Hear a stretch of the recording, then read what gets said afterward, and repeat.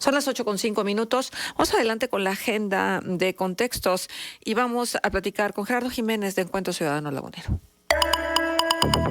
La voz de los protagonistas. Contacto telefónico. Así es, está con nosotros Gerardo Jiménez González, a quien le agradezco muchísimo su presencia aquí en este espacio de contextos. Gerardo, bueno, pues a propósito de lo que platicábamos hace un rato con Germán Martínez Santoyo, subdirector de Administración de la Comisión Nacional del Agua, y sobre este proyecto, magno proyecto de agua saludable para la laguna, pues nos damos cuenta que así como lo que tiene que ver con el tema del agua ha experimentado retrasos importantes, así también otros problemas que tienen que ver con el medio ambiente han experimentado exactamente lo mismo. Y ayer que te leía en tu columna en El Siglo de Torreón, me pareció importante pues tratar de armar este rompecabezas, porque finalmente el agua y las cuestiones medioambientales van de la mano, y me parece que es vital que nosotros conozcamos cuáles son nuestros pendientes, cuál es la agenda de situaciones de medio ambiente a la que tendríamos que estar atendiendo. Muy buenos días y gracias por estar con nosotros. Bueno, buenos días, Marcela. Gracias por la invitación. Bien, pues haznos un recuento. Bueno, en la columna esbozamos lo que podríamos decir que los temas ambientales más importantes que tenemos en la comarca lagunera, lo que podríamos llamar como la agenda ambiental, como parte de la agenda de sustentabilidad. Y pues no es posible abordar tanto tema porque hay que reconocer que el ambiente es un tema que se ha rezagado, pues, o sea, que no se ha atendido lo suficiente y donde también la sociedad hemos sido de alguna manera indiferentes ante él, pues, hasta que se nos presentan los problemas, entonces nosotros reaccionamos. Entonces yo lo que trato de hacer es una reflexión, una especie de recuento de los diferentes temas. En esta ocasión abordar algunos de ellos y entrando el año otros para ponerlos en la mesa, ¿no? Para la discusión. Y pues ahí abordamos temas como el de los recursos hídricos, el tema de la movilidad, el tema de la contaminación del aire y y otros temas pues que son importantes, ya sea porque tuvimos crisis este año, situaciones críticas, vamos a decirle así, o porque son problemas rezagados, ya problemas estructurales que requieren una atención de más fondo, de más largo plazo y que pues están todavía ahí sobre la agenda, ¿no? Uh-huh. Claro, por supuesto. Ahora, todos a cual más importantes, porque luego en esta prioridad que hacemos de temas, pues hay algunos que se van quedando así como de ladito y luego explotan y resulta que no debimos haberlos olvidado.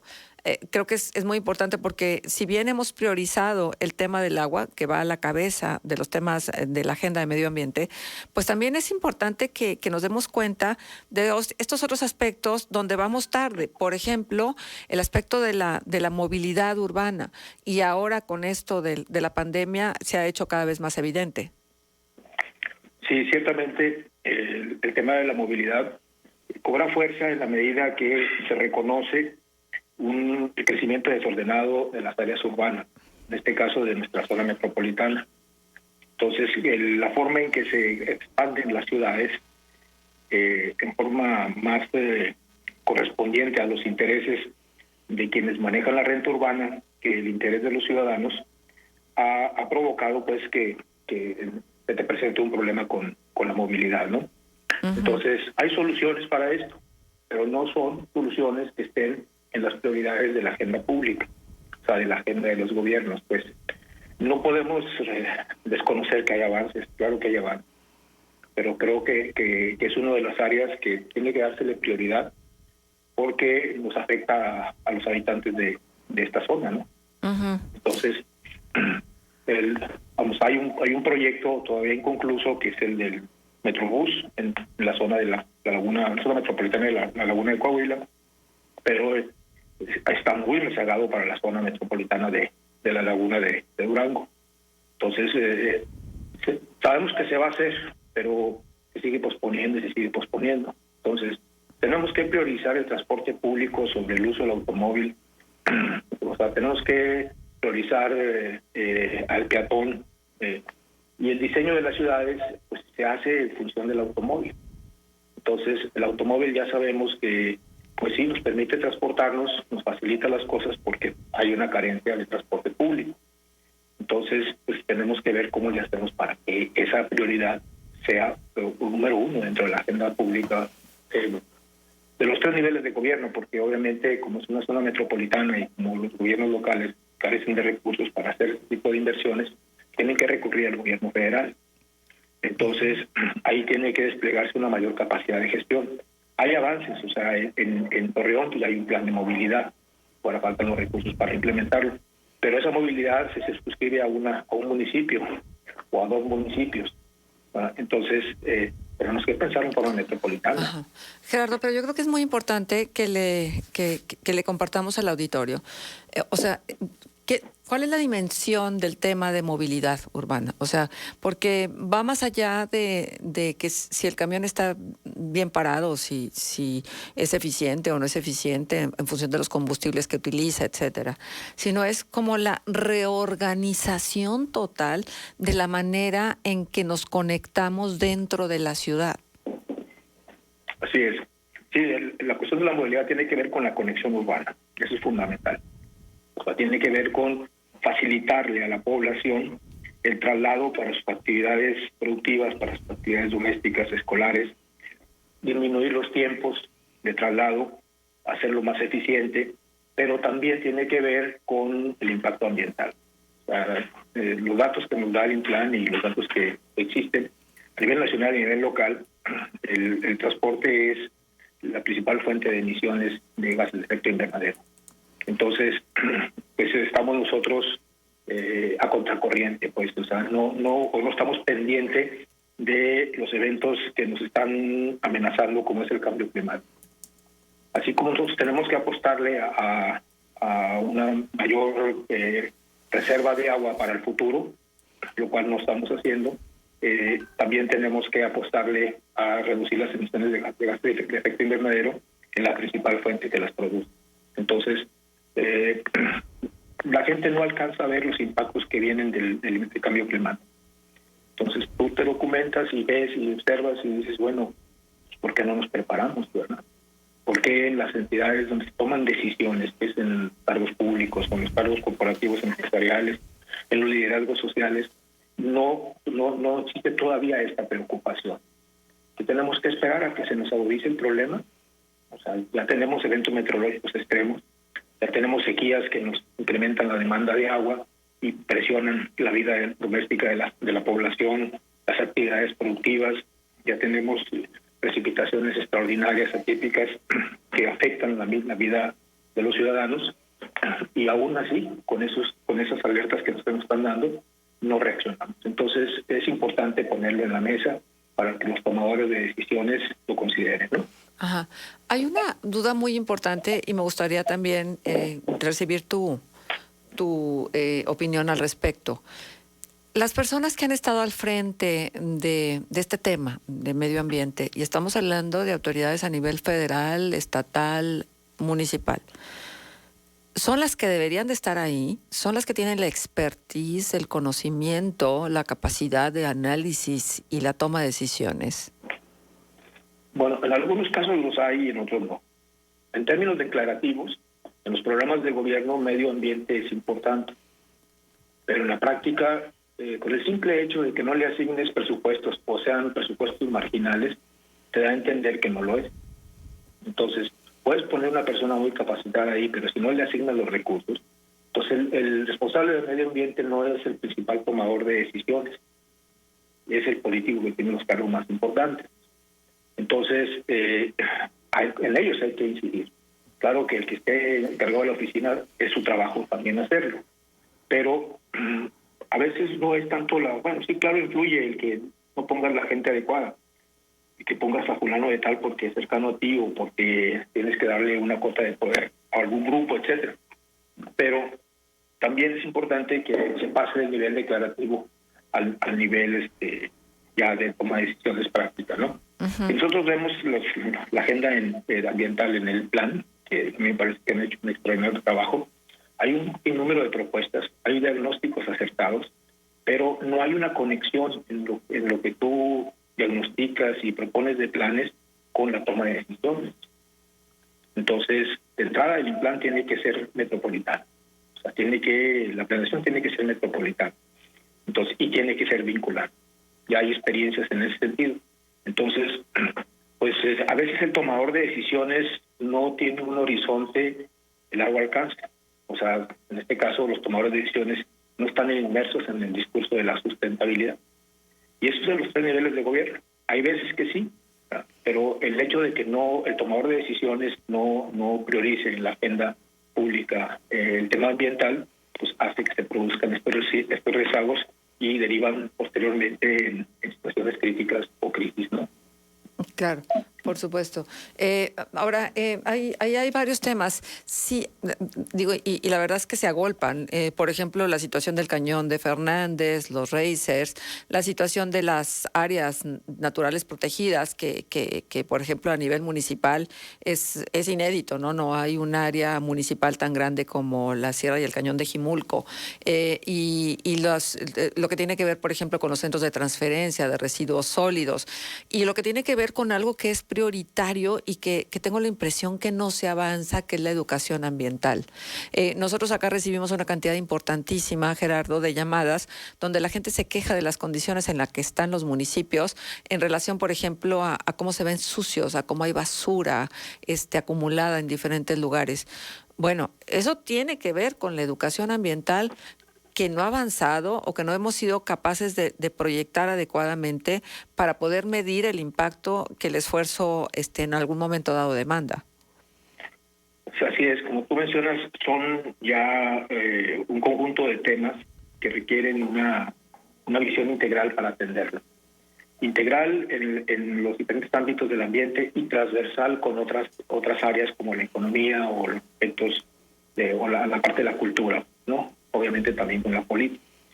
Entonces, el tema de educación ambiental, la verdad que es muy difícil promoverlo mientras el sector educativo formal no lo asuma. O sea, porque la educación ambiental implica cambio de valor, cambio en la percepción y en la visión de la gente sobre su entorno. Entonces, si no los inculcamos estos valores en las personas desde que son niños, es difícil transformárselos ya cuando son adultos. Entonces, de ahí pues que la educación ambiental es la mejor estrategia para avanzar hacia la sustentabilidad, pero es una estrategia de mediano y largo plazo. No podemos esperar resultados inmediatos en la educación ambiental, y menos si no hemos empezado con un planteamiento estratégico al respecto. Quiero mencionarte como comercial, en Jimulco se está realizando un excelente programa de educación ambiental. Yo creo que en su diseño, en su implementación, es un ejemplo que vale la pena considerar para el resto del país. Claro, está enfocado a áreas naturales protegidas, pero no va a dar resultados en el corto plazo, apenas está en el 5º año. Entonces, ahí le apostamos a que los resultados sean en 10, 12 años, es decir, que cubran toda una generación de escolares en los 3 niveles de educación. Entonces, pero sí, efectivamente, no es un tema al que se le dé suficiente importancia. O sea, es un tema marginado, hay que reconocer. Y es fundamental, y queremos cambiar las cosas a mediano y largo plazo. Ya. Te voy a compartir esta llamada y estos WhatsApp que estamos recibiendo. Nos dice Patricia Flores lo siguiente: estoy escuchando y quiero decirles a los de medio ambiente que circulen a las 8 de la mañana por la Confort hacia el Boulevard Revolución para que vean las humaredas de Peñoles. ¿Eso no es contaminación? Hay varios temas que también nos hemos quedado un poco rezagados, en virtud también de los esfuerzos que ha hecho cada una de las empresas para limpiar su participación productiva, pero que a veces pues no van de la mano con todo lo que nosotros quisiéramos, ¿no? Nos dicen lo siguiente, Juan Antonio: saludos, Grupo GREM, gracias a Dios nos seguimos escuchando. Sí, gracias a Dios, Juan Antonio.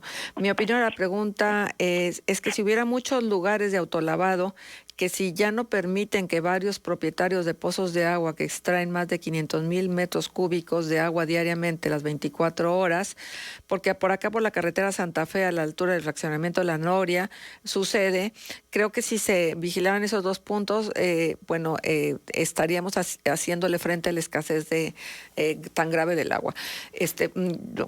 Sí y no, yo creo que va muchísimo más allá y esa es la primera parte donde platicamos con el subdirector de la Administración de la Comisión Nacional del Agua, Germán Martínez Santoyo. Y esto que nos dicen acá, buenos días, yo soy del Palmito, Inde Durango, donde está la presa Lázaro Cárdenas. Ay, pues qué gusto saludarlos. Esta presa tiene en su capacidad NAMO 3,000 millones de metros cúbicos. Con el tiempo no variará la presa. Normalmente abren los túneles 2 veces por año. ¿Cada cuándo se abriría y por cuánto tiempo? Bueno, esto tiene más que ver con el manejo del agua, que también es tema para ustedes, Gerardo. Y algo más que tiene que ver con esto que estamos conversando.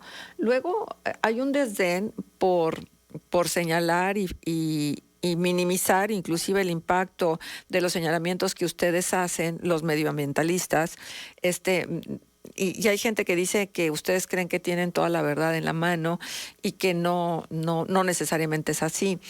Esta forma de entender la labor que ustedes hacen, el activismo que ustedes tienen, ¿cómo podemos explicárnoslas? O sea, es como querer no creer. Bueno, los ejemplos que tú mencionas son casos que reflejan las percepciones de la población. Si yo observo el caso de la extracción que mencionas de agua en un pozo, pues probablemente lo que ocurre es que no tengo una dimensión regional del problema, y mucho menos a nivel de cuenca hidrológica. O sea, mucha gente dice, bueno, hay que ahorrar agua. Claro que hay que ahorrar agua en las viviendas, pero el consumo en las viviendas representa un porcentaje muy bajo con respecto a la disponibilidad de agua que existe y el consumo global. Entonces, el problema fundamental no está en el consumo de las viviendas, de hecho es cada vez más escaso. Todos sabemos que el problema fundamental está en la sobreexplotación de nuestra principal fuente de agua, que es el acuífero principal. Entonces, las percepciones de lo que captan es una radiografía del momento, pero falta construir una visión. Y esa visión hace que los ciudadanos tengamos opiniones a veces acertadas y a veces no, en función de qué es nuestra percepción inmediata. Yo por eso menciono en la columna que a los laguneros nos falta apropiarnos de una agenda de la sustentabilidad. Y en general los mexicanos, ¿verdad? Incluso pues, en el gobierno federal no hay una agenda de sustentabilidad avanzada, vamos a decir. Al contrario, el apostarle a los hidrocarburos fósiles va a contracorriente, ¿no? Entonces, si entre los tomadores de decisiones no hay una apropiación de la agenda ambiental o de la agenda para la sustentabilidad, que es más amplia, pues en la sociedad tampoco existe. Entonces, hay que promover esa apropiación de la agenda. Hay que señalar los problemas y ese es el trabajo que estamos haciendo nosotros. Algunos nos creen, otros no nos creen, pero bueno, nosotros estamos hablando en términos de que tenemos un soporte científico, técnico de lo que hablamos. O sea, no vamos a hablar algo sin tener ese soporte, ¿no? Entonces, obviamente incomoda a quienes están provocando los daños ambientales, incomoda, pero también a veces el ciudadano desconoce y esa falta de información lo obliga o lo hace opinar de manera inadecuada, ¿no? Entonces, es parte del escenario. O sea, mientras no tomemos conciencia del deterioro ambiental que estamos sufriendo, en el que estamos inmersos, pues vamos a opinar para acá y opinar para allá, muy respetable desde luego, pero sí es importante que nos informemos. Yo creo que en la medida que estemos más informados, podemos tener una opinión más atinada y podríamos tener una discusión pública más avanzada. Gerardo, sin ser catastrofistas, ¿qué sucederá si realmente no le ponemos atención a todos, no nada más al tema del agua, sino a todos los problemas de medio ambiente? Pues el impacto, en términos sintéticos, diríamos, es que afecta nuestra calidad de vida. O sea, el tener un ambiente sano es fundamental para tener una mejor calidad de vida. Entonces, si nosotros no tenemos un sistema de medición eficaz del aire atmosférico, del agua que estemos del subsuelo o del agua misma superficial, pues desconocemos cuáles son los rangos o las magnitudes en que nos puede afectar.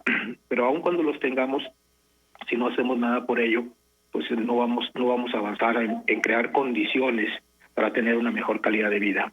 El menosprecio o desdén por las áreas protegidas es otro de los casos de la ignorancia colectiva que existe, ¿no? Tener ecosistemas sanos es asegurar una mejor calidad de vida. Pero como los ven fuera de la ciudad, los ven al margen de su vida inmediata, de su vida cotidiana, pues no se imaginan que el Cañón de Fernández presta servicios ecosistémicos importantes como mejorar la calidad del agua, como ser un sumidero de carbono, como una serie de servicios ecosistémicos, o el caso de la Sierra Jimulco, por ser una elevación con una vegetación en buen estado, contribuye precisamente al secuestro de los gases de efecto invernadero y a limpiar el aire. Entonces, aparte de contribuir también a la recarga del acuífero. Entonces, este desconocimiento es lo que nos lleva a opinar, a veces desatinadamente, sobre las cosas. O sea, nuestra percepción no alcanza a construir una cultura ambiental que nos permita ponerle atención a estos asuntos. Sí.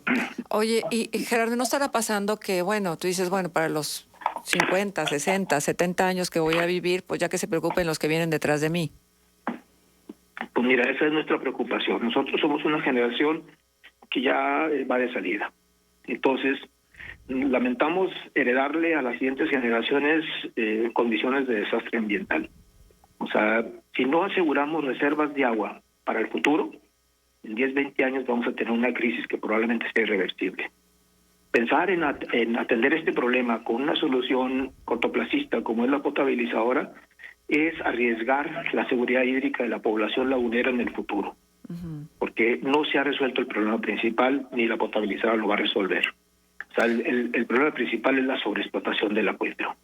Entonces, el desabasto y la contaminación del agua que tenemos actualmente es una consecuencia. Entonces, estamos atendiendo los efectos.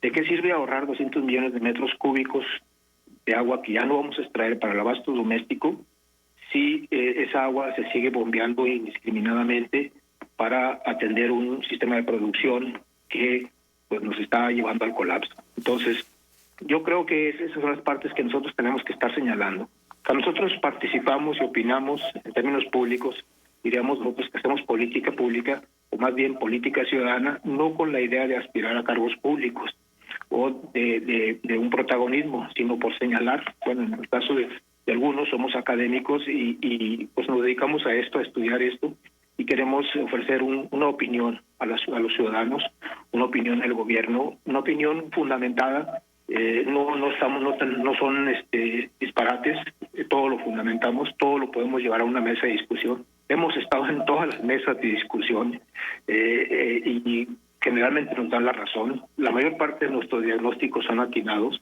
Entonces, no es que tengamos una verdad y que por ello nosotros nos apropiemos de la misma. No, yo creo que lo que importa aquí es que la ciudadanía, que los tomadores de decisiones tengan información, tengan puntos de vista diferentes. Esto es parte de un ejercicio democrático. Bien. En donde escuchen que no siempre ellos tienen información o toman decisiones con el soporte suficiente. Bien. Hay veces que más bien corresponde a sus intereses o a los conflictos de interés lo que les impide tomar las mejores decisiones.